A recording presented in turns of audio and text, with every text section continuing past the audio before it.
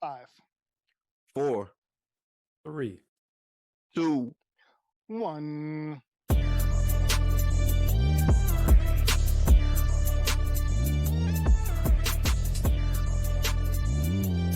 It's SOS. And we in the building. It is another week. Welcome to the My 5 Cents podcast. Let me introduce the cast of characters. To my bottom, I have HLS. What's up, everybody? The people's favorite. How's everybody doing tonight? Let's go. People's favorite. Well, all right, we're going to get to it. We're just going to get to it. I say it all the time. Nobody believes me. Because that's the truth. No one believes you.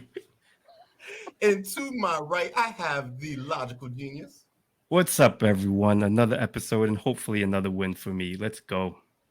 I doubt it. And welcome to another episode of the My 5 Cents podcast. How are y'all doing this week, fellas? Y'all looking good? Can't complain. Summer's here. Finally, I think it's officially here. And, So enjoy the weather. So you say. It's raining. It's crazy. I just had a hoodie on last week. Well, we are here and we are going to talk about things I think that might be a little bit traumatic. And we are talking about the lies that parents tell children today. Not just the lies, but the bold-faced lies. The bold-faced lies. Wait. Parents tell lies? Parents lie? No, they don't lie to kids, do they? No. I don't know, but we definitely have a special guest who's going to help us sort out this trauma. And this person growing up was the smart, fun girl on the outside, and on the inside, a frantic, anxious mess.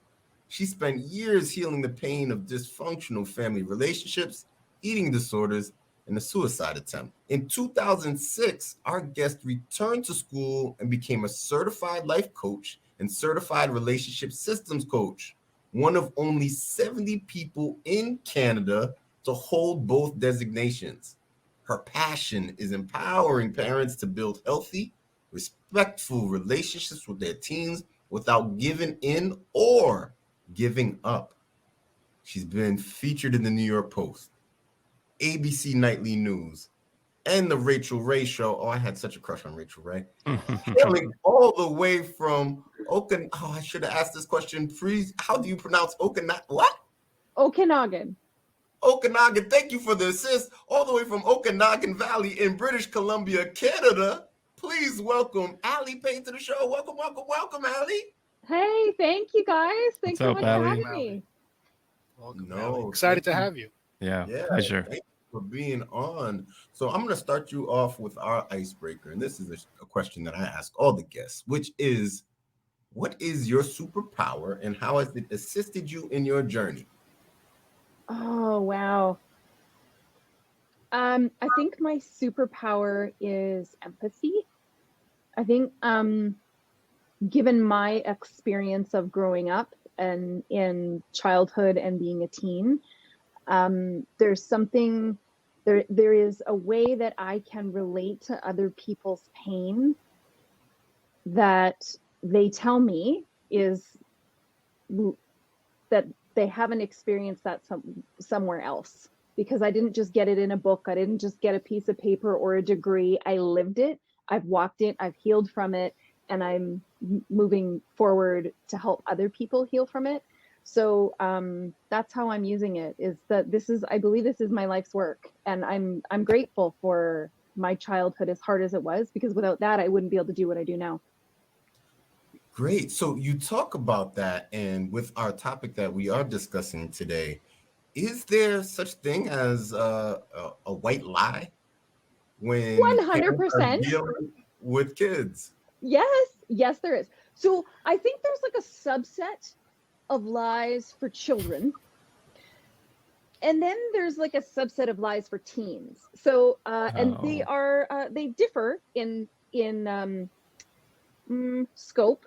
I think the ones for kids are easier to tell because kids understand less about the world, and they question less, and they really do take your word as like capital T truth. For teens, you got to be you got to be sly. Like you Be more can't creative. just like start that. Yeah, no. But at the same time, like when a teen lies to you, like it's like, I was such a better liar than that. Do you think I like was born this morning? Like they're terrible liars. So yeah, sure, of course we do. Of course we do. That's awesome. How did you? I mean, you have an amazing story, right? And True. how did you decide or determine that would be something that I can turn into a coaching profession, a coaching career where I can help people and assist people? How do you make that transition? Because most of the times you hear these coaches and motivational speakers say, I had the worst experience in my life. I went through this tragedy and that tragedy. Then all of a sudden you say, well, this is a good way to share to people and help them become better. How did you make that decision? And how did you come about becoming a coach and a family coach at that? So I have ADHD, and one of the traits of ADHD is very high empathy. And I had that as a very young child. I could see in people's body language how words from others were landing. And I couldn't figure out why people were so mean to each other, let alone what I experienced growing up at home. And so before everything, even like the wheels really fell off as a teenager, I already was trying to be the comforter, supporter, encourager, before, I ever got to my really bad years, kind of 15 to 17, really rough years. And when my attempt to take my life was unsuccessful, I knew right then I never wanted to feel that way again. I never ever wanted to feel that way again. And I knew even leading up to that being a teenager didn't need to feel this hard. My parents are not evil people. They came from significant trauma and they were doing what they were taught. And so I think that culmination of that moment in my life, that very defining moment in my life where, okay, well, I'm still here. That didn't work. So now what? Was I never want to feel that way again. And then I knew when I had children that I was going to do every single thing in my power to undo and relearn the way I wanted to be parented, the way I wanted to be treated, the way I believe humans deserve to be raised, all of course backed in science and research, not just a bunch of foo-foo and because I think so, decades of research actually. So I don't know if it was like a moment thing as much as it was, I had my 2 kids and of course, I thought I would be Mary Poppins. You can go ahead and laugh at that, but I sincerely thought, I was like, oh, I've been through 20 years of therapy. This is going to be so easy. It's like Mary Poppins. I'm just gonna like say, children, we should do this. And they're just never going to talk back and they're always going to do it. Yeah. So, surprise, didn't work that way. And it was really hard and old patterns were showing up. And that was about when I went back to school, because I knew I couldn't just take years of therapy and do what I needed to do. I wanted to formalize what I knew and actually put a framework around what I believe are my inherent skills and talents. And it was in 2006 when when my parenting really started to shift, and I started to see how not only unhealthy relationships are set up, but how to untangle them and then have the skills and tools to avoid them from happening in the first place. And that was like, and so I was like, I have to coach families. I knew that moment that I sat in that classroom that I needed to coach families. And I actually heard a voice in my head when I was sitting in the first day. It was like loud as you talking to me right now. And it's just, the voice said, which I call God, you can call it whoever you want, was, you're home. Wow. And then that was my life coach training. And when I went and did my advanced training, my relationship systems coach training, I sat in the first day of that class, and it was more of a whisper. And it was that the life coach, it wasn't this many words, but it was more like pictures. It was a picture of my life coach training actually being the solid foundation. And this advanced training for families, this is what I was going to do, was the house on which I was going to build on that foundation. Wow. Awesome. That's awesome. powerful. That's powerful. Yeah. it was. I want to piggyback off of your answer there, and not to get too heavy, but going back to that place where you felt like there was no other options, reflecting back on that, were there warning signs that you felt like you were exhibiting and communicating to your parents that they just weren't picking up on? Oh, sure. Loads, lots. Yes. But again, Could you give a few examples? Because maybe our parent listeners. Sure. But I do want to say again, like, my parents aren't daft. Okay. They came from a very different style of parenting, a very different generation, very hard childhoods. They had a lot worse than I had. So they really did do the best they could. I just want to say that. So when I was 12, I sat my mom down on the side of my bed. And by the way, I was like an absolute stick. Like, I was super thin. My legs were up to my armpits. I was like an athlete and like super tall and thin. Like, people used to call me, like, my nickname was a filly. I was a horse because my legs were so long.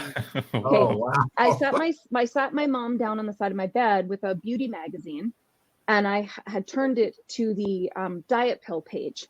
And I said, I need your help to buy these for me. So that's like ding, ding, ding, number one. And she said, no, thank goodness. So instead, I just used my babysitting money. And every Saturday I'd ride my bike to the mall and buy diet pills because I felt I was too fat. Now, a lot of that came from very consistent derogatory messages at home. Now, this is partly ADHD. And this is where, again, my parents were set up to fail a little bit because especially girls were not diagnosed with ADHD back then, because I knew how to sit still, and I was a gifted child. I could be really smart, but I knew I had 3 sports after school, so I could like hold myself together. So I didn't have the H, like the hyperactivity. I had it inside. I have anxiety. So they were constantly being told, your daughter's not fulfilling her potential, even though I got straight A's. Like, I don't know what I expected from me, but whatever. Oh, man. Pressure of parents put on their kids, right? Yeah, seriously. But that's also a very common sentence said about kids with ADHD. I became an absolute mouthpiece. I was something to parent, let me tell you. My parents, I started drinking heavily at 13, and my parents knew. So I was drinking, I was on diet pills. My eating, I developed an eating disorder. So my food, and I was an athlete, so that was really weird. My mom was always trying to get me to eat. I wasn't eating right, let alone, did I mention the back talk? Oh, I was 5 chili spice full of back talk. Chili spice. I was Shout out to Hot Ones. Like, there was so many signals. I wasn't the way the who they knew me to be. Yeah. But at the time of parenting, it was more about using more judgment, shame, criticism, coercion, controls to get you being back to who we liked you were, not compassion and curiosity to find out what's happening to you. Nobody asked me, not a teacher, not a coach, nobody. Wow. It just wasn't a thing then. Wow. So people, ask the question of your team. Ask the questions, but not what's wrong with you? What's happening for you? What's going on for you? It's a shift in the question, because what's happening, what's wrong with you comes from such judgment and criticism that you will never get an answer. Good point. I hid in my room. I never talked to my parents. And when it does, it was like blow your eyebrows back kind of talking. So there was so much, even you know what my teenage fantasy was? What was that? To go to family therapy. Wow. Stop it. Every single day, I used to come home and sit on the back of the couch and stare out the window and just dream about a therapist helping us, because it was so broken. Wow. Yeah, it's unfortunate, and I'm sorry you went through that, but I'm so happy that you're here, and I'm so happy that you had that journey to share your message, because it's super powerful. Agreed. Now, coming from the experience that you've had and seeing the world that we live in today, when I was growing up, there weren't school shootings. Like, that was unheard of. We didn't have that. Yeah. And you always kind of hear, on the news, I never raised my child to be that way, or I was training to shoot rabbits or deer or go hunting. That rifle wasn't meant to harm. Yeah. And you kind of shared some of the signs that you experienced yourself growing up. But what are some of the signs that, generally speaking, maybe parents could see that might be a shift in attitude, behavior that the teenager or child might be possessing to be like, that's a sign? Is it diet? Is it spending too much time in your room? Is it talking back? What are some of the universal trigger signs? Yeah, and that is a really tough one because a lot of those can be normal changes that happen because of the adolescent brain development, which, by the way, is the second and final biggest brain growth development of our human lifetime. Oh. Yeah, and so I say go dark, like teens go dark, like the hoodie, imagine like the hoodie done up over their face, all cap, and like eyebrow and like black. Yeah. It's like, and there's a part of that that's really normal. They're supposed to want to spend less time with you. They're supposed to want to lean into their friends who get their trials and tribulations, not want to talk to like lame and annoying parents. So there's a part of that that's normal. I think that, and that's what, by the way, so many parents don't understand because they're not told, not because they're not smart. They're just not, but where's the grade 5 meeting where everyone's telling us this is going to happen? Nobody does. Yeah. I think it's more about when there is changes in diet, like they don't, I don't just mean they don't like the same foods they used to. It's that they don't seem to want to eat as much, or they're eating a lot. I was bulimic anorexic, but my mom knew how much I ate when she wasn't home because she could come home and see what was missing. Right. And so, but then I wouldn't eat that much at dinner. Like, it was just, that's like like I would eat in private, and then I wouldn't eat in public. So there's that. I think it's when, and again, I'm cautious of this, it's when there can be a lot of negative self-talk, like asking my mom to buy diet pills for me at 12, just because I didn't look fat, and I hate that word, but let's say unhealthy, because I wasn't unhealthy didn't mean my brain wasn't unhealthy. Right. And so that's a red flag around body image. When a child is talking about dieting a lot, or they're over exercising, they start becoming really obsessed about calories or things like that. When their grades tank, when they go from like straight A's your whole life to F's and failing out, that is an issue. When I went from like star player to like fouling out of a basketball game and lipping off the ref because there was not enough fouls that was going to, like, I was just so full of anger and frustration, and I was just taking it out everywhere. I don't think it's not about like tight. It's just about being open and curious. Be like, this seems out of sorts, and being curious enough to ask. Like, don't tiptoe on eggshells around your team. Hey, look, I noticed this. Just wondering if you're okay.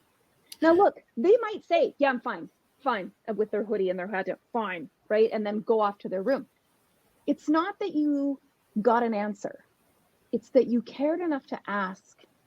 And if you keep caring enough to ask without coming from judgment or criticism, you are way more likely to get an answer when they get up the courage, and it does take courage, to say, I'm not okay. Now, do parents, and I hate to say it this way, but do they actually stand a chance? Right? 100%. So when we were growing up, we had our town, right? Yeah. If something got out, things didn't really necessarily leave the neighborhood or leave the town. Now we have to deal with the internet and social media, where if something happens to your child, it's now viral. It's all over. It's so awful. Whatever backlash or comments or whatever, it's bigger than your local high school. It's bigger than your 100%. How do parents challenge that in this new stage, in this new age? Yeah, it's really, really awful. This is perhaps a little TMI example, but I saw this on Facebook. I don't take credit for this. This was an example of, and I was this 12-year-old. So it's okay if we like go full TMI here. We're just like, okay, teenagers, great, here we go. So let's imagine that your teen daughter gets her first period at school and unaware of it is walking around with stained pants before a good friend can come and put the hoodie around her waist. Yeah. Now it was embarrassing for a couple days and everybody talked about it, but then it kind of fizzled out. With social media, now there's a picture of her from behind and all of the horrific memes that it's made into going around the internet permanently. Wow. Permanently. So now think about something that is supposed to biologically happen, but now she's shamed for it. Yeah. Like it is absolutely horrific. And unfortunately, the statistics of the number of teenagers who end their lives because of internet and social media bullying is horrific. One is too many. So what I would say to that is, first of all, limit social media. You would not give your 12-year-old keys to the Ferrari and then get pissed at them when they came home with the whole front of it mashed up because you didn't show them how to drive. So why are we giving kids technology with the keys to the wild, wild west and not showing them how to drive? Why are we doing that? We were super strict with our kids, super strict on what they could have. They couldn't download an app unless they read the reviews with me. I had to know who else had it. I was calling that parent. There was no first-person shooter games. There was no, and then we talked about what posting looked like. And I did not go through their phones, but we did sit down once a week and talk about what's funny and what's not funny. Why? What would you tell me if you saw that you thought was inappropriate? And what's like, nah, I think I'll just say something to my friend. Like, dude, that's not cool. We had 4 years, I have 2 children, 4 years of conversation about social media and what is appropriate and what's not appropriate. My kids were not allowed to post any pictures of another minor. They were not allowed to post anything that identified the front home or our address. They were not allowed to post voices that called people names, like as in their given name if they were minors. They had to dub everything with sound. I had to view it before they posted it. I was super strict. But you know what? By 14 and 15, I didn't have to do that as much because they were seeing what their other friends were doing, going, oh, like I still don't have to like my mom, but maybe she's not as lame as I thought. Because that's what she's talking about. No, and so this whole give them the keys to the Ferrari and then get mad and create consequences and drawbacks when they crash it. Well, I have news for you. They're going to crash it. Because these apps are intended to be addictive and TOP, time on platform. They feed the dopamine in people's brains. Does it not say something to you that the CEO of all of those social media apps don't allow their kids to have phones? All of those CEOs will not give their kids phones. Not just give them a phone and won't allow them that app. They won't even give their kids phones because they know how bad it is. So that's not going to prevent a meme about them from being created. But I would say go very slow. Yes, for emergencies, I know it's easy if they have a phone so you can text them where you are and if you're going to be late or whatever. Get them a flip phone. And there are teenagers who are now starting a movement who are going back to flip phones because their own mental health has tanked so much by having a smartphone and checking the phone over 500 times a day. If you measure between texting apps, snap streaks, all of the things, the pressure, I would just say, don't do it. Just don't do it. And if you do, of course, wade slowly and spend the years of conversation, which you'll never get back because the investment is massive. The reward is huge.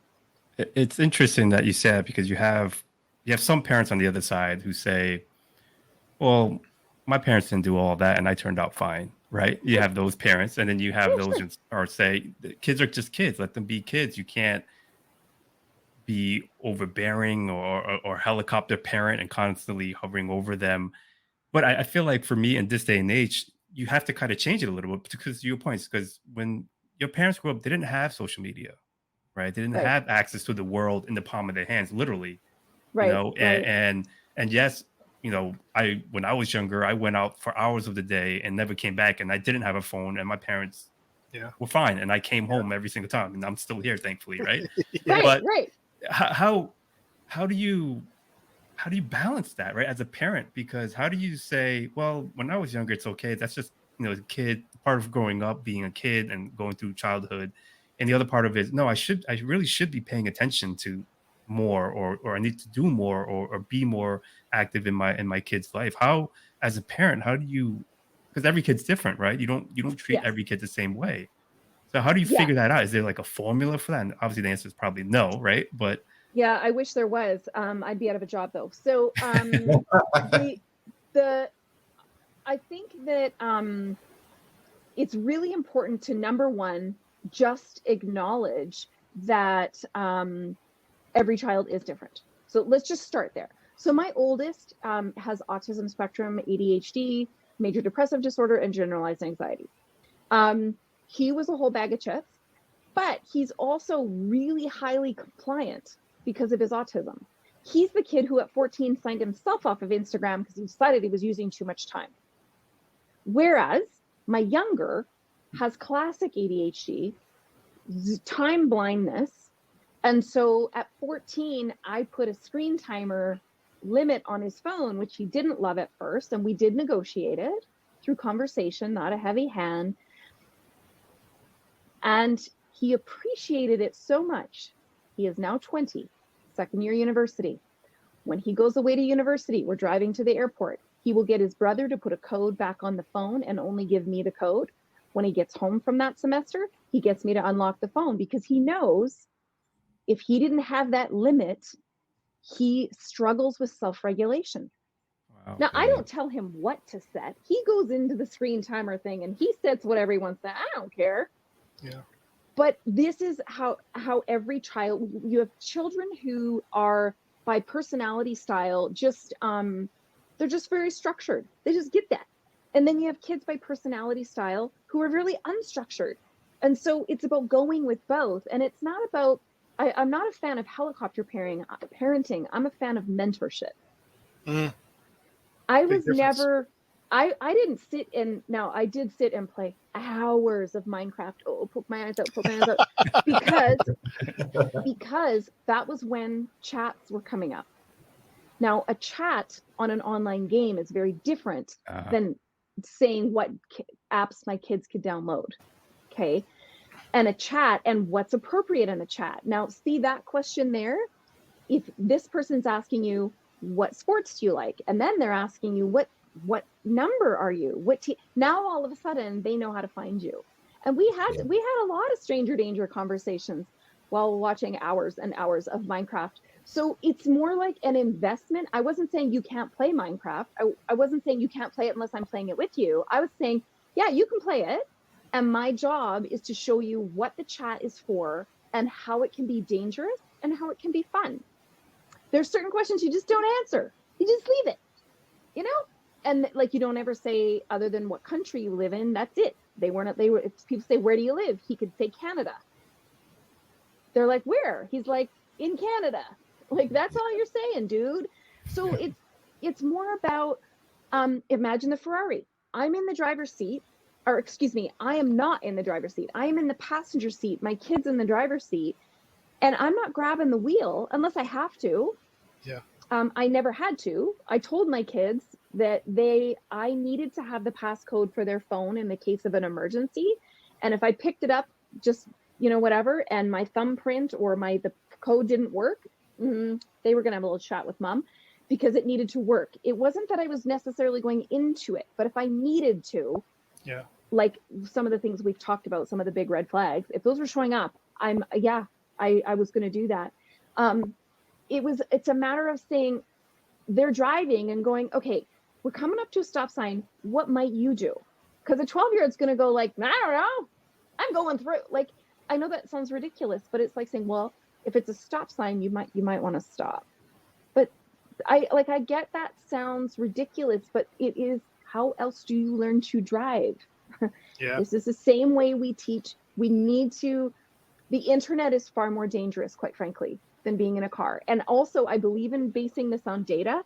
And if you look at teenage mental health and the reported incidents from the American Association of Pediatric Psychology, from the American Mental Health Association, from all of the the statistics people, that basically between 2006 and 2009, when a lot of these platforms came out, like Twitter, Instagram, Facebook, all of that, as their usership went up, because of course they're in business to grow, the escalation of teen mental health was, increasing a couple percent a year, skyrocketed. And if you overlay the graphs, they are exactly the same.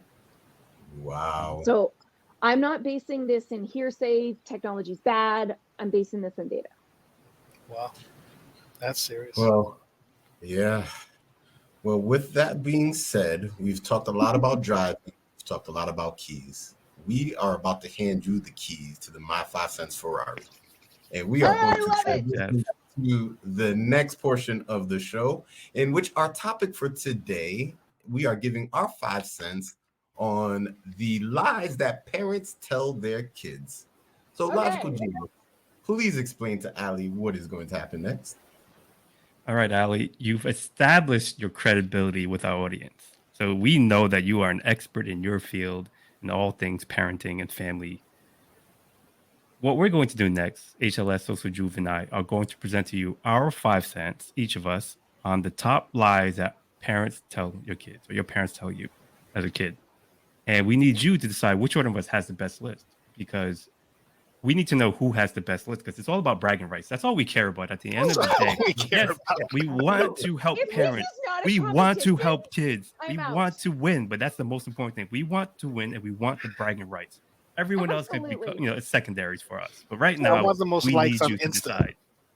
Yeah. Yes. And HLS, can you please explain to Aly what is the criteria for judging? So you asked this before, and we're now to it. Okay. The criteria for judging is that there is no criteria.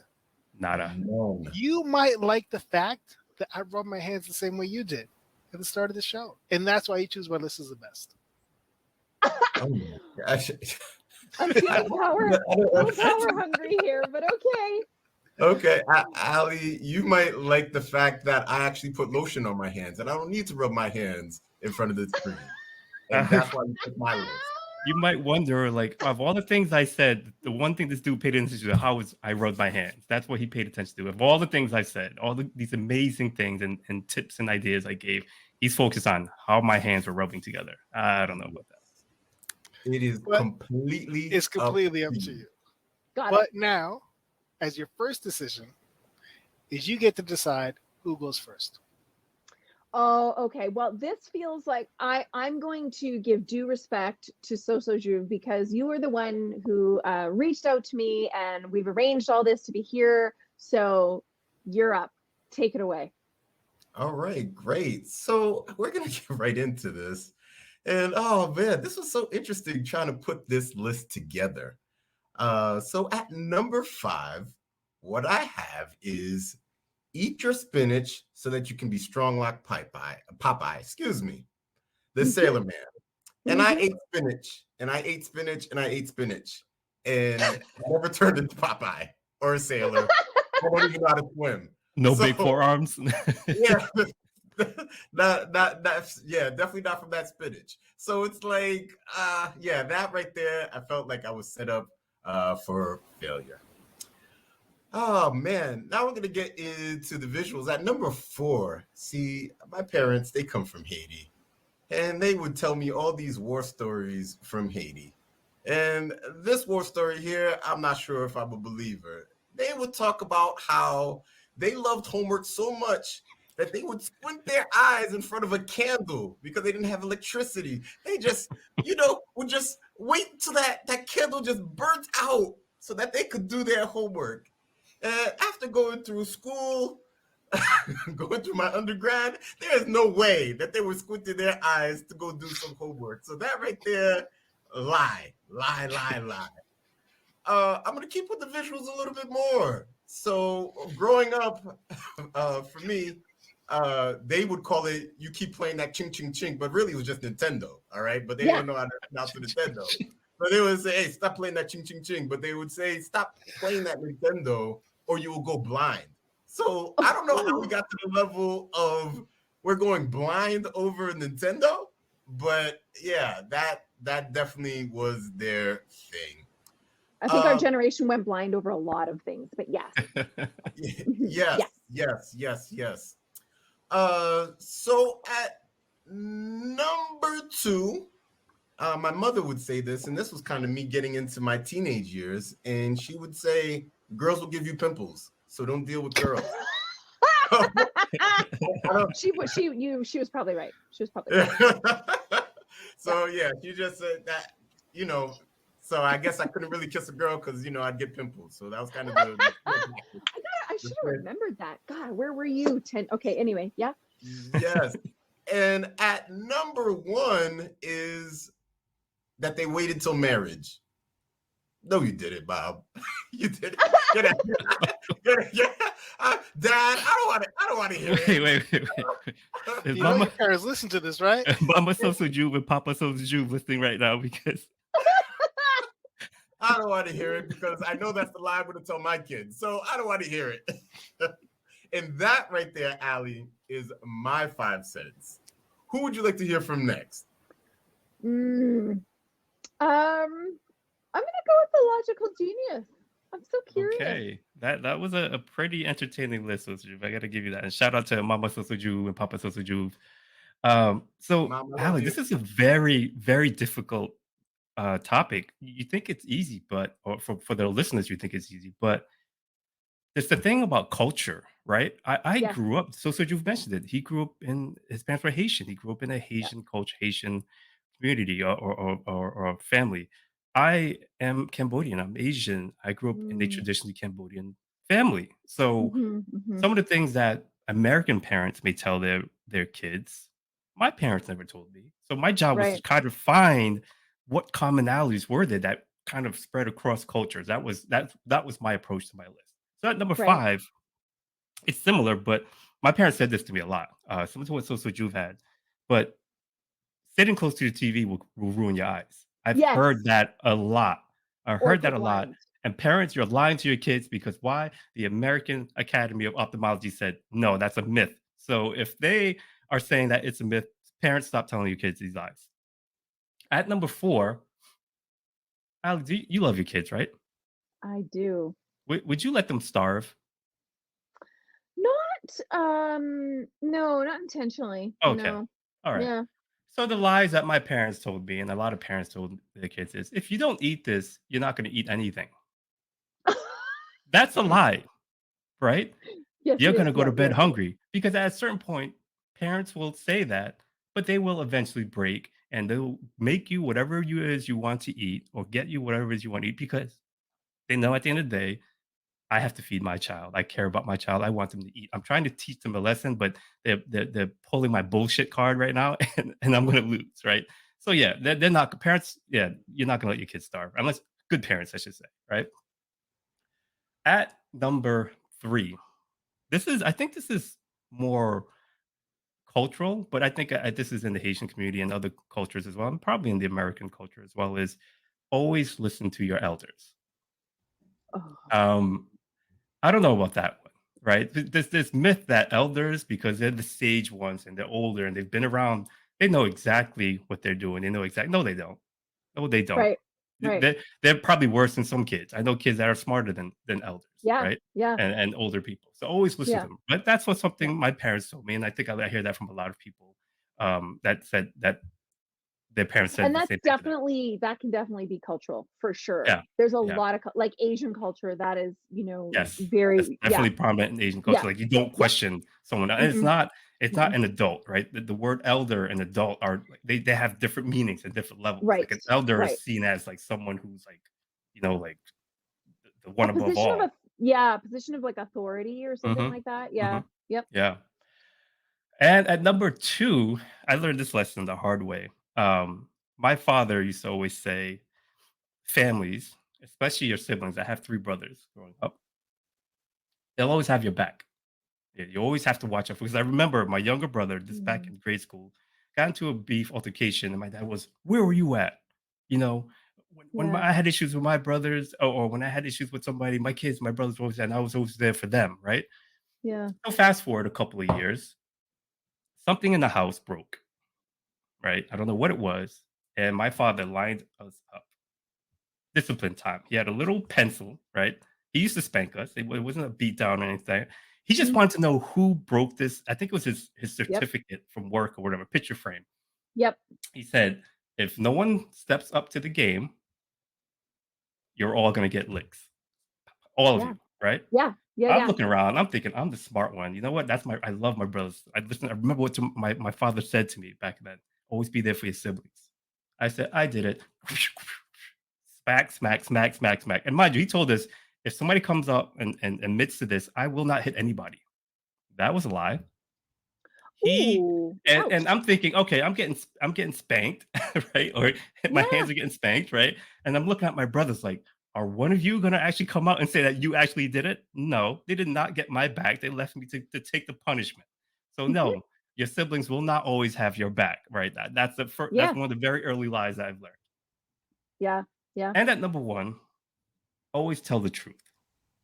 And here's where I don't know why parents say this, right? They force this pressure on the kids that you always have to tell the truth. And in actuality, they want you to tell the truth to them, but not to anyone Yeah. else, right? You see kids see parents lie all the time. They go buy something from the store and the manager asks, "Oh, did you wear this?" Knowing that mom and dad probably wore those shoes a minute ago or 2 minutes ago, a few days Mhm. ago, going out or whatever. Mhm. And and I remember a story going back to listening to your elders. We had an adult who was a family friend, and in my culture, the word for like sir or ma'am is equivalent to uncle and aunt. Okay. So you call somebody uncle, oh, this is Uncle Joe, Auntie Jane, or whatever, but you couldn't really tell at an early age if someone was really a relative or not. Okay. So my brothers and I were home alone. My parents were out at one of my uncle's house, and Uncle Joe comes by. He's like, "Oh, I'm looking for your parents. Where are they?" We're like, "Oh, they went somewhere." And oh, where did they go? Oh, we went to my uncle's house. Oh, do you know where it is? Yeah. All right, come take. I'm gonna take you over there. We showed up at the house. Figured my parents would be, oh my god, they're here. They took us to a room and said, "Why did you go with Uncle Joe? Do you even know him?" I'm like, "What do you That's Uncle Joe. Why would I not know him? Yeah, we met him before. That's that was at family cookouts. Or that's Uncle Joe." He's like, "Yeah, what if he took you somewhere and this and that?" And I'm like, "Wait a minute." He asked us, "What and why did you tell him where we were?" Like, well, he asked us, and you always told us to tell the truth, and we told him exactly where you were, right? And then this Yeah. goes back to my third lie is he's like, all right, he's an elder. Come in the car with me and let's go. So what else do Yes. you want me to do, right? Mom, dad, It's you give so. me all these mixed messages. It's So number really one for me is confusing. always telling the truth because that is a lie. Parents do not always tell the truth. So you can't Yeah. expect your kids to always tell the truth. People lie, whether it's big lies or small lies, it's just part of the world. And that alley is my top five. Wow. Yeah, Wow. I must say, Logical Woo. Genius, I am rubbing off on you. You are definitely the storyteller of this episode. Like, Yo, I that's the feel first like time he didn't put me to sleep. Uh, Me that's too. that's a health medical issue that you have. We can talk about that when we have the other guests to Speaking talk of about your which, issues. HLS, you've been very patient and quiet. Did we save the best for last? You did. You did. absolutely Okay. not. Okay. You say the last for last. I can say that probably. Absolutely. So We my are right five in cents order. on the topic. And Allie, I don't know. I have a feeling. Some of these might sound very familiar to you. I don't know, but we'll see. Okay. So number five, one of the biggest lies my parents told me. So here's the thing, too. My parents are Haitian as well, and I grew up in a community where there weren't many Haitians in my neighborhood, on my street, on my block, in my school. So at number five, it said, "Sticks and stones, they break your bones, but names will never hurt you." And if that's not one of the biggest crocs of ish, It because sure is. kids will call me names and it hurt. It really hurt. I'd Yeah. rather fight Yep. and get over that and hit me with a stick than you Yep. call me a name. Because Yeah. that name, because we talked about earlier, social media, it stays. Now you Mhm. become the nickname all throughout school. Fun Yeah. fact, I have kids today. This wasn't a bad one. I have kids today that still call me Rudy from high school. So, fun fact, there's this guy, I'm not going to say his name. He was trying to pick on me. And he was like, "Yo, Rudy, Rudy." That's not my name. But another friend of mine thought it was the funniest thing in the world. His name was Melvin Keys. And I'll shout you out, Mel. He used to be like, "Yo, his name is not it's not Rudy. It's something else."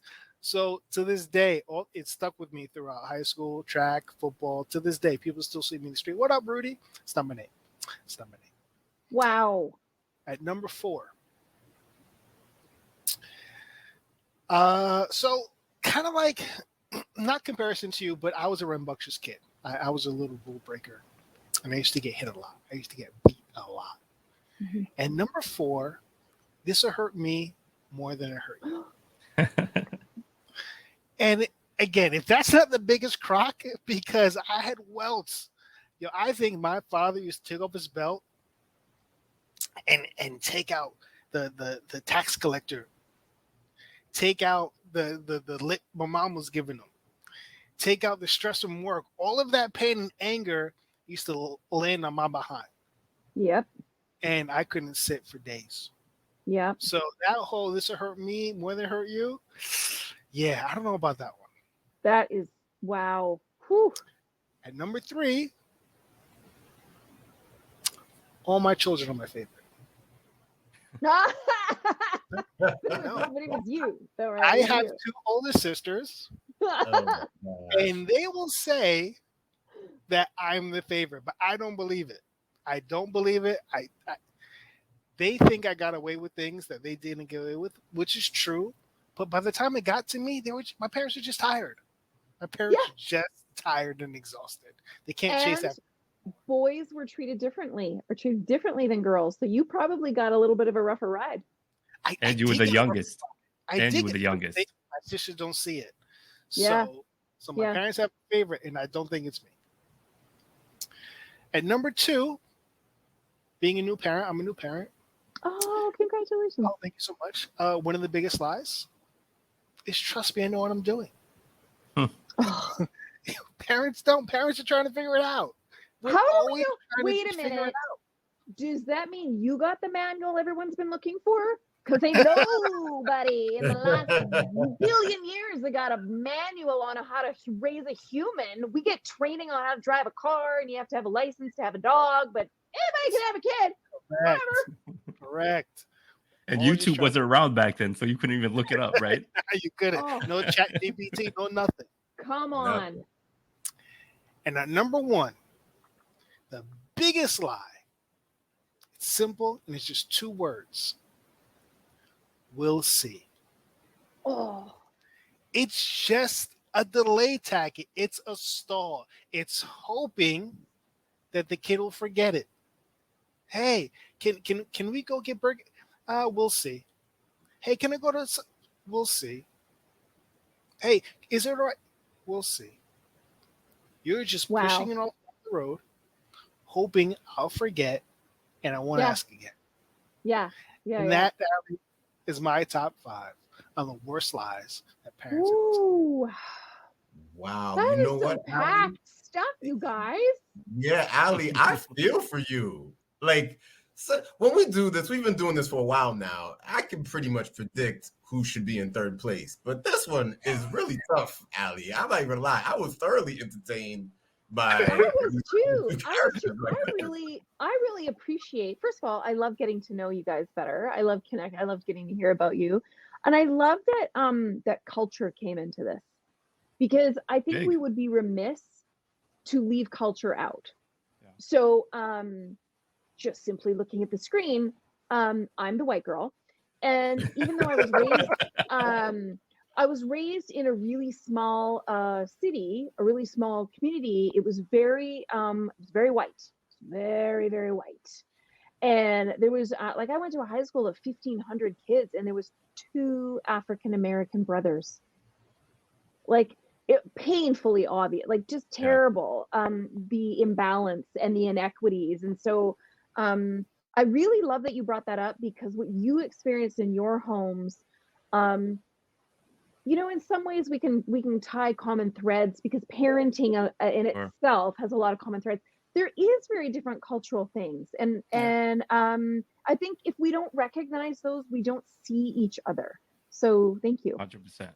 Yeah, And that's no, why I thank thought you. it was just so hard, because you can look at it and say, Western world does it this way. This is the top Yeah. 5, and this is what it is, Yeah. right? Yeah. Europe, things are done this way, different ways. Yeah. South America, Asia, Africa. It's so hard if we're talking about top 5 of all time, right? Yeah. It's Yeah. it's a hard list to come up with, Yeah. considering those cultural lines and boundaries. Yeah. So. Yeah. So Absolutely. what we're about to get into, Aly, is something that we call cross-examination. And Logical Genius is going to put his list in the chat for you to be able to see. Is there any points or anything from our list that you require some more clarification?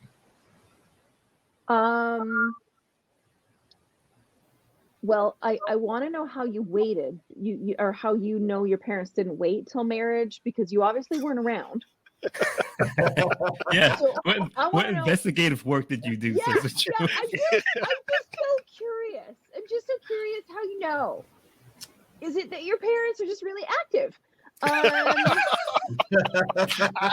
I don't want to hear this Yeah, part. I really I don't wanna wanna know. I'm going to take my headphones off because I know Mama Sosuju and Papa Sosuju so well. They're my second parents, so I don't want to hear this conversation right now. I don't think I need to hear this conversation right now. Let me exit stage left. So actually, that one from my list is the only one that isn't actually personal to me in a way that it's talking to my parents. It's actually talking to my future self, what I'm going to tell my son in the future, that I waited It's till safe. marriage, which It's was safe. it's an absolute lie. That it's coming. Good save. Okay? And I'm sure, well, I don't want to speak for HLS, but I'm sure he's going to spit the same lie. Just wait till that marriage, because that's what I did. It's absolutely false. Yeah, no, I told my kids the truth. There's Did no. you? Yeah. Yeah. Well, what I do is fairly public, so it'd be hard to not know. It's all over the Yeah, internet, Instagram, your books, and Oh Masterclass, dear all of that. Lord! Yeah. If Aly, there you have an was, if there was OnlyFans? social media, if there was social media when I was growing up, I wouldn't even be self-employable. Like I, Mhm. no, no. Good thing I was born the era that I was born in. Oh, Yeah. oh, one of my favorite things of my girlfriends and our grad, when we look back at high school and our grad, is that there's just less pictures. There's no video because it would be it would just not. We'd not have jobs anyway. I think these are good. I think I'm pretty clear. I'm actually Okay. pretty. Yeah. I have actually something for cross-examination, and that's to Okay, you, go. HLS. Yes. You're number 3. I felt like you were counter-arguing your point there, right? What do you mean? Said that with your number 3 that all the children are my favorite. Yes. And at the same time, you were saying that because you're a boy and, you're, I don't know, the youngest, that you're being treated differently, but you don't think so. So is it really a lie or is it the truth? It seems like you're arguing the truth that, No, all so children I- are on equal level fields. Even though your siblings were trying to tell you that you're the favorite, you're like, I'm not the favorite. We're all equal. I don't understand. No. I definitely believe my parents have a favorite. I just don't think it's me. I think I got away with things because I might have been a boy. I got away with things because I was the last one, but I don't think I was the favorite. Understood. Yeah. Do you have anything for Cross? I do. And I don't know which one I should pick, whether the yours or logical. Yeah. So yeah, let's go with number 4, logical genius, for you. If you don't eat this, you'll eat nothing. I've known you for quite a long time now. Quite a long time, and you're always hungry. You're always eating something. Mhm. Did you grow up with a scarcity of food, or did you grow up fearing? And is that why you eat a lot now? Because you always had like maybe a lack of food growing up, that you were rambunctious, Well- so you didn't eat? Well, when I grew up, I was a picky eater. One, right? I didn't eat vegetables. I ate meat and bread, maybe cheese, but anything with vegetables. To this day, I still hate tomatoes. You know that. Yes. That started at early childhood. I hate I'm coming along, now, but I avoided greens as much as possible. I would never eat something. If I saw something that made contact with a vegetable, I would no. My mom would cook dishes for me and then cook dishes for my brothers. Because she would and I remember her telling, "Oh, if you don't eat this," but my mom she would never do that. She loves cooking and she loves caring for people. But I've heard from friends and from relatives as well is that they hear the same stories from their if you don't eat this, you're gonna go to bed hungry. For any parent who loves their kids, that's never gonna happen. You're never gonna see your kid go But to where's bed the hungry. lie in that? That's actually very factual. If you don't eat this, Well, I said if you you're don't eat going this, to you're not you like, won't eat yeah, anything. You won't eat anything. Meaning that you're not gonna if you don't eat this plate of food that I'm making, you're not gonna eat anything at all. That's it. I'm not gonna make anything else for you. No, that's a lie. Parents will feed you. Parents will feed their kids. They will not allow the kids to suffer in that way. This is true.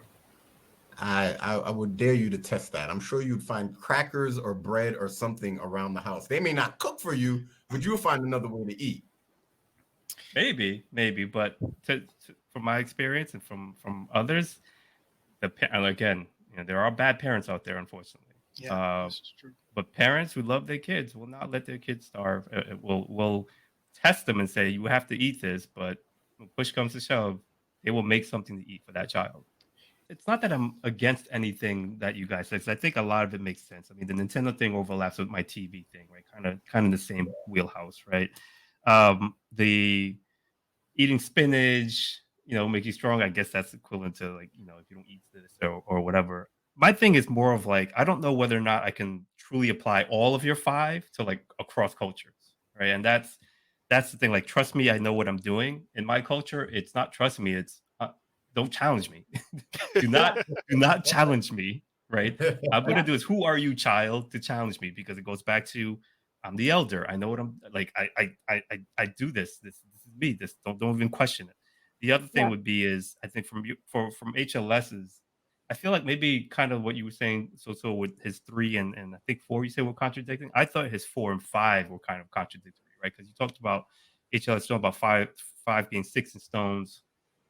Will break my bones, but your words will never hurt me, right? And then the parents and at that point you're saying, no, words do hurt. They hurt more than physical acts. But then the next one you said, when your parent says, no, this is gonna hurt me more than it hurts you. I don't know any parent that loves a kid who enjoys beating their kid or disciplining the kid and causing them pain, right? They may do it because they feel like they're obligated to do it and they have to teach a lesson. Whether or not you agree with that or not, that's a whole another conversation. But I can see where that like my kid is crying. This is the kid that I brought to this world. I don't want to do this, but I feel like I have to because I've been programmed to discipline in this way. This is how I grew up. So now I have to discipline in the same way. So I don't know. I think the 4 and 5 you have it's a somewhat contradictory, I think. Well, you kind of just said it. So with the way they grow up, right? So if you grew up being beat, you're kind of programmed to maybe not take every beating personal. And again, I was the last of 3, right? So my sisters got it, and then I got it. So by the time it got down to me, if it really hurt them to that magnitude, they wouldn't do it to me. So yeah. Okay. So here we are, Aly. We are at decision time. We want to know who is in 3rd place. Who had the worst list? Okay, well, it's not really the worst list. Yes, it's the worst list. No. We clearly define things here. It's worst list. Rather subjective. 3rd place loser, worst loser. Those are the words that we choose to use. So we're using those words. However, it actually is like really clear to me. Like you guys, like, whew, I mean, these are good lists. But okay, so you just want me to have out with it? Like no drum roll, anything? Like no. Okay, so you want to know the 3rd place person. 3rd place loser. All right, 3rd place. Soju. I'm sorry. I know. You pulled your parents' cards. That's okay. There's no winning in this chair. Is that what it no was? winning in this chair. You put your parents on the spot. That's what it was. You put all the business in the street, and for what? And for what? Unbelievable. You know what? I'm deleting this recording right now. I think I just got uninvited. Yeah, I'm pretty sure. Like just right You're gonna have to have family therapy after this episode, so Juve. Get the big red Um, hook. Yeah. So Okay. so Aly, explain why number 3? Why do you think he had the why so smart? It's honestly, it's just subjective. I don't relate as much to number 5. I relate to that. My mom's was like was eggs, and to this day I find even the smell of eggs, like I can eat an omelet, but it better have a lot of good stuff in it and be covered in salsa and everything else, because just the smell of eggs is we had to eat eggs. And so I get that. The squint by candlelight is just funny because to me that reminds me of I had to put plastic bags in my shoes and it was uphill both ways, like all of that, like just like you privileged little so and so, you don't know how hard I had, like all that. Yeah, right? exactly. Yeah. And I love the example of the Nintendo, the sound, because when I grew up, so black and white TVs, I'm like that old. Like we had a black and white TV, and that was when Pong first came out. You know, like it's just all you have is an up and down dial with the paddle, and you got to stop the So I get that. I totally get it. And I remember when we got a Commodore 64, and it came with Frogger. Oh yeah. Wow. Commodore. Oh, I was a cool kid. Not really. But anyway, yeah. All right, enough about my list. So Let's cool. go. Anyway, Enough bashing the list. It wasn't as relatable for me. That's all. It's not like I didn't relate. Oh boy. All right, Aly. So now it's time. We don't care about second place. We just want to hear who's number 1. Numero uno. That's right. What's it worth to you? I just want you to know. We've already established that he will pay guests. He will pay people.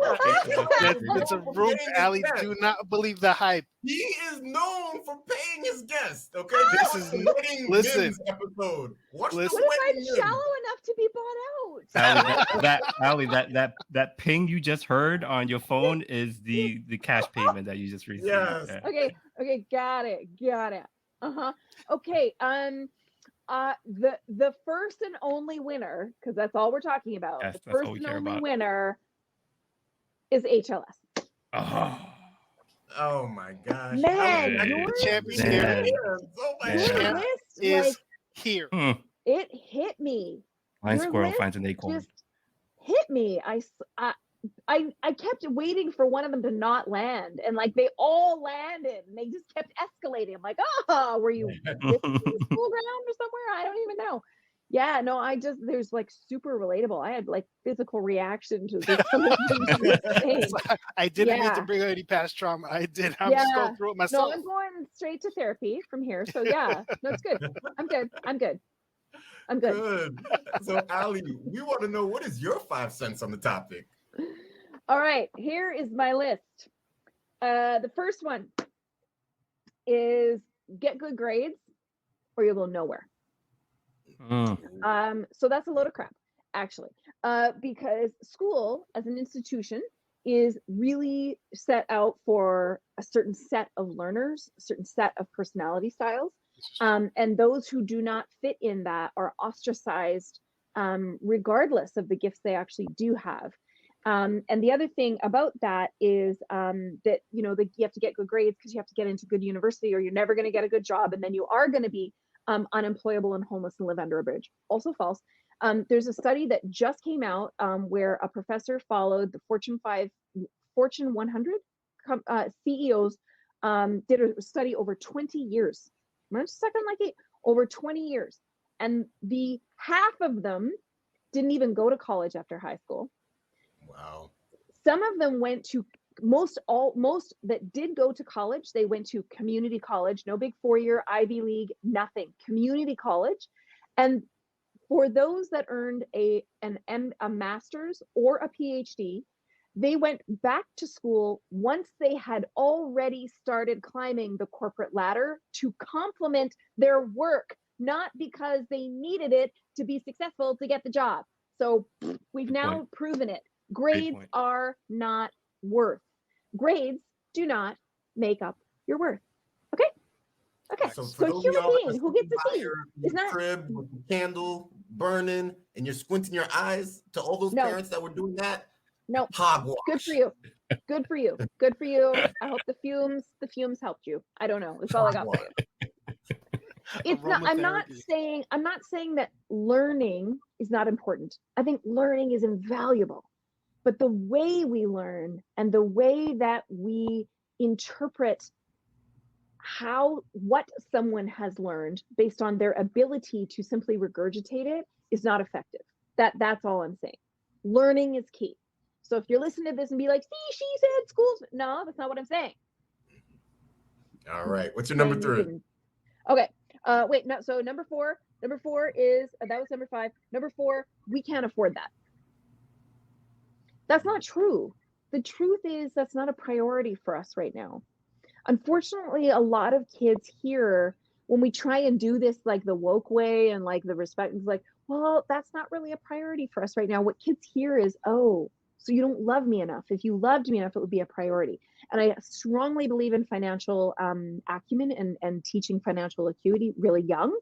And I think it's about saying like, yeah, like that's not a priority, not because we don't love you, but because we have like a roof over our head. That would be number 1. Like then there's food, then there's like electricity and power. And then there's making sure we all get a little bit of what we love. But if we like put the whole bank account on one person, then it's not really fair.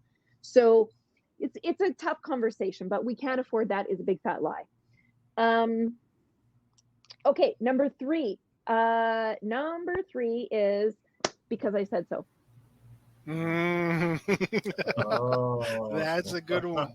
That's a good one. Yes. That one hits home. No, what you're doing is pulling the power card because you don't want to be questioned. To your point, logical genius.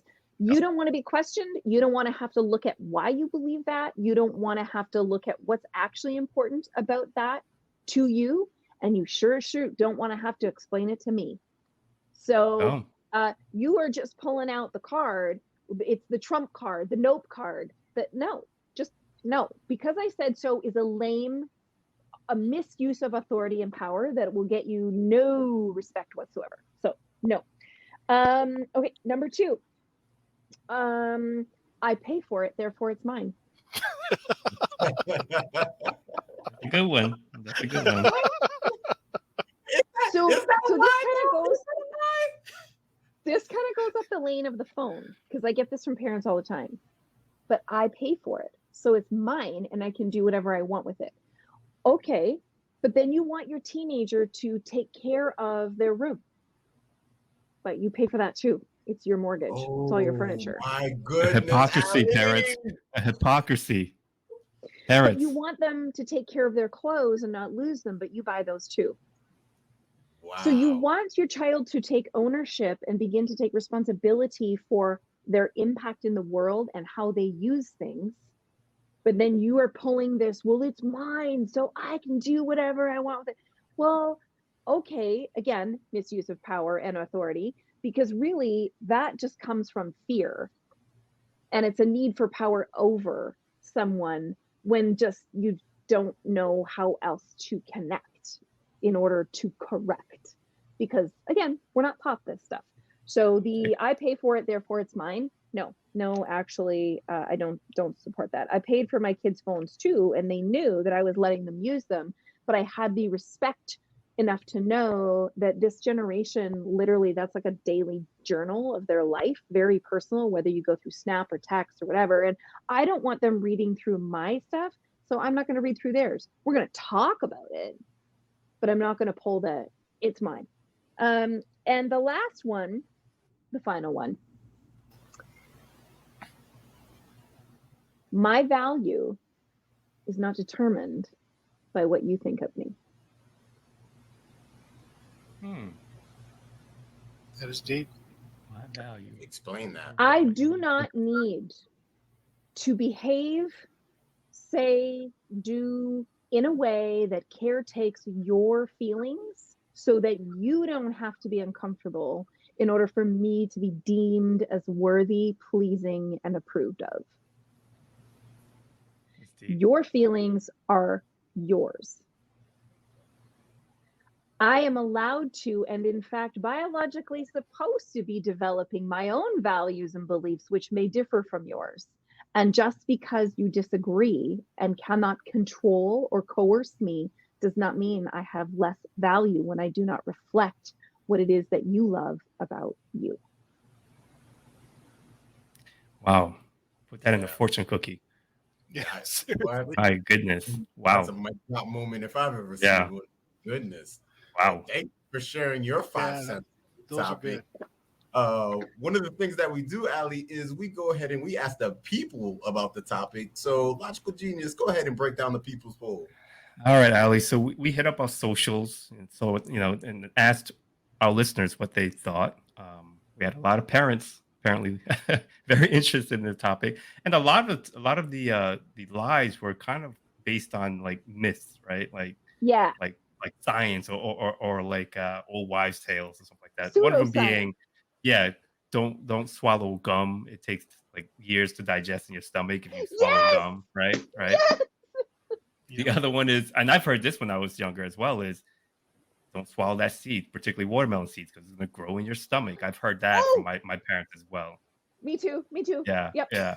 The other one, Now I you said can't kind find of, seeds. yeah, in so watermelon. juice. Yeah, I know. Right now, everything's in seeds, right? It's good for your digestive system and it's good for fiber and all that nonsense. But now, 10 years ago, it wasn't.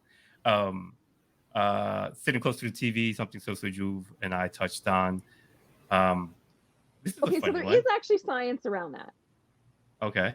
There is actually science around that. Our eyes were not intended to be looking at something. It's called close. There's close proximity and there's far proximity. Our eyes were not intended to look at something, especially a phone, close to our eyes for more than 50 minutes, 50. That includes desktop, working at a laptop, in a row without moving our eyes to something far, such that the optical nerves and adjust. muscles have to really work. Yeah. So it's not that it will damage your eyes, but it's that looking at something close up consistently weakens the muscles for changing quickly and adjusting too far and keeping that focus. That's the science. Yeah, and I think in a few articles, they were saying that it's actually suggested that adults don't do this because their eyes are better at that than adults are. So, yes, that's true. Parents, that's true. don't tell your kids that. Tell yourself that. That's a big fat lie. That's a BFL. Another one was we don't have money for that. You mentioned that as well. Yeah. This is an this is an interesting one. I told my kids that Febreze is a monster repellent.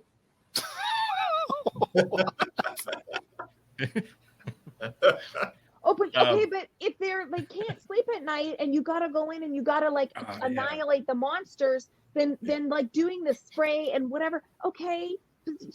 Yeah. But here's where it backfires. This is where it backfires, right? If Sure you run does. Febreze Sure does. Yeah. and your kid's up at night, not able to sleep, you have to run to that 24-hour drugstore to go pick up some Febreze. That's what you set up for yourself. You kind of this one's an age-old one. Is my pet ran away or your pet ran away? They're right, because it didn't get flushed down the toilet. No. Yeah. Right. Didn't want to be here anymore. You just went away. And it's not buried in the backyard during a midnight run. No. This is something you touched on about getting good grades. Is if you do well in school, you'll become rich. So there's that association with being with education and making money. Yeah. This one, I mean, I guess it's in a lot of part of the world, but Santa isn't real. You know, you hear I hear it all the time during Christmas season when I go to Target or Walmart or whatever. Oh, you're not being nice. Santa is going to get that for you. You know? No. Yeah. What are you setting up your kids for? You know, you're trying to put the blame on someone else, you know, trying to shift the blame. Well, it's fear-based and it's coercion and blah. Nah. Another thing, a common thing, it's going to be all right. It's a generic term of everything's going to be fine. I was talking to a friend about what I should say today, and that was one of the things that they said is that parents like downplay like HLS. You were talking about like bullying and name calling and stuff like that, and that it all turns out okay. Everything will be fine. You know, and that doesn't. That doesn't. Sometimes it's like running naked through a cactus patch and then getting on a bike with no brakes and heading straight down a hill. No, it's not. That's just parenting. Yeah, I think this goes back to kind of what you were saying about parents having to explain things, right? And they don't know how to explain it or don't want to explain it. They probably don't, and they want an easy cop out to say, all right, this will be enough to keep them at bay or keep the child at bay. Yeah. And lastly, this is a very interesting one. This is from OK Bell 4382. And she said, the boy who teases you on the playground has a crush on you. Oh, don't get me started right now. I'm gonna. Oh, let the feminism breathe. Let it just back up the bus. That's a big one. That's something I heard, growing up. Even as like a child, being like, if I was teasing someone, like another girl, like, oh, you have a crush on her, don't you? Like, no, I was just being a jerk. Yeah. I had my head shoved into my locker in grade 8 every single morning by a guy who had a crush on me. And I, to the point of tears, would say to the teacher, please tell him to stop. He won't. Nobody ever stopped. No, nobody ever. That's terrible. No, because it was okay. It was okay. Microaggressions, and this is true whether it's, we're getting into culture and everything else too, but yeah, the misogyny alone that lives in making physical abuse or bullying okay for males to females is absolutely obnoxiously out of control. 1000%. Yeah. Thank you for bringing that up. Yeah, well, thank OK Bell 4382 for putting that in the socials, and that is the people's poll. Yeah, love it, love it. Mom, no, that's a bully. The kid doesn't have a crush on me. He's bullying me. Yeah. One of those, once again, those red flags that might be put out there that we were talking at the beginning of the episode. That's a great point. Yes, that's a great point. Is maybe my kid is either being bullied and or whether I'm getting really aggressive and more mouthy and all the things, maybe I am the bully and there's something, anger and just a lot going on that I don't know how else to express. So yeah, great point. It goes back to it's just kids being kids, right? And that's not the case. No, that's no. a good line right there. Oof, so many gems today, so many gems. So I gotta thank our parenting expert for coming onto the show. Aly, do you have any projects that you are working on? Well, I have a free masterclass that is easily accessed on my website, alypain.com. Right, there's a big pink banner on the top, or there's a link in my bio on socials that you can find it. It's probably the fastest way to get. It's called How to Transform Your Moody Hormonal Teen into a Respectful, Compliant Human. And that's probably, it works, by the way, for tweens and young adults. I'm just saying. So it might even work for your partner, but just watch it. And it's free, people. You heard it. She said it is free. So, It is free. It is free. Yes. And we'll put the link in the episode description. So you just got to click on the link and go ahead and get that free tutorial right there that we could all use. And your social media, what is your social media account? How do I connect with you on IG? At Aly Pain. So it's ALYPAIN, like A Pain in your, so Aly Pain, at Aly Pain on Instagram, at Aly Pain on TikTok. I think it's Aly Pain on YouTube. It's just that. There's only one Aly Pain. It's silly enough to advertise that last name. So yeah. Awesome. Silly enough to advertise that, but great enough to be on this show with us. So we're going to go ahead and say goodnight to the people. I'm going to start us off. And I have to say, Aly, your decision-making is quite questionable. I don't know what happened here, but to my all little kids out there, just don't believe the lie that I'm in third place, okay? Don't believe in the lie, all right? Good night, people. And Logical Genius, go ahead, say good night to the people. Oh, ladies and gentlemen, a liar will not be believed even when he tells the truth. So I don't know why Aly believed what HLS said in his list of 5 things, because he has no clue. Those were all lies. He just made that up. I don't know where he got that from. Fortune cookies, ChatGPT, Google search. I don't know. Such a hater. Aly, thank you for being on the show. We appreciate the conversation, discussion. Thank you so much. And HLS and our champ for this week. Yes. Regain my spot at the top. Aly, you stepped in the right direction. Thank you so much. I appreciate you. You and I we're synced. We speak the same parenting language. The hand rub. It started from here. It started from here. It started from here. The hand rub. The bamboozling that's going on right now. It's out of control. Good night, everyone. I'm your champ for the week. Yes, and Aly Pain and our very special guest, please go ahead and say goodnight. Thank you so much, everybody, for listening. I hope you had as much fun as I did, because my face actually hurts from laughing. My cheeks are sore, so I'm going to go and like rub my face. This was so much fun. I absolutely love it. Thank you so much for having me.